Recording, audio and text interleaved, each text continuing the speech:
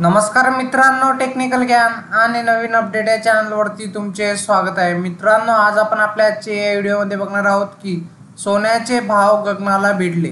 नेमके काय कारण आहे जाणून घ्या आपल्या आजच्या या व्हिडिओच्या माध्यमातून। मित्रांनो, सोने आणि चांदीच्या दरामध्ये सतत चढ उतार होत आहे। रक्षाबंधनाच्या पार्श्वभूमीवर बाजारही अधिक उजाडलेला दिसला, पण सणासुदीला सोन्याची मागणीही वाढते हे काही नवीन नसल्याने बाजारात सलग तिसऱ्या दिवशी तेजी पाहायला मिळाली।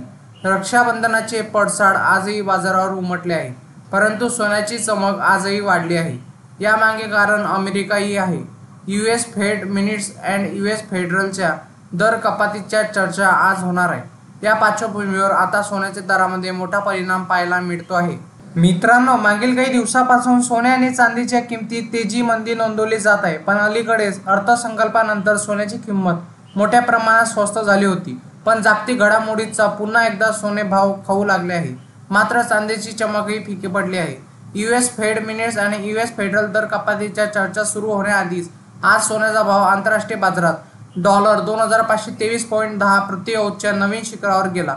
मल्टी कमोडिटी एक्सचेंजवर म्हणजे एमसीएक्सवर ऑक्टोबर 2024च्या एक्सपायरीसाठी सोन्याचे फ्युचर्स कॉन्ट्रॅक्ट प्रति 10 ग्रॅम मार्क 71,984 रुपयाचा परत दावा केला।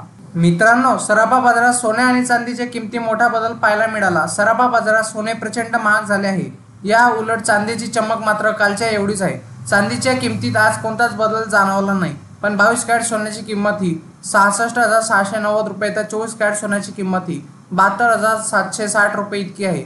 1 किलो चांदीसाठी आता 87,000 रुपये मोजावे लागतील। मित्रांनो, 22 कॅरेट सोन्याचा दर तुमच्या शहरामध्ये काय असेल? मुंबई, पुणे, नागपूर, कोल्हापूर, जळगाव, ठाण्यामध्ये 22 कॅरेट सोन्याचा दर हा 66,600 रुपये इतका आहे, तर 24 कॅरेट सोन्याचा दर हा 72,650 रुपये इतका आहे, तर चांदीचा दर हा 87,000 रुपये इतका आहे।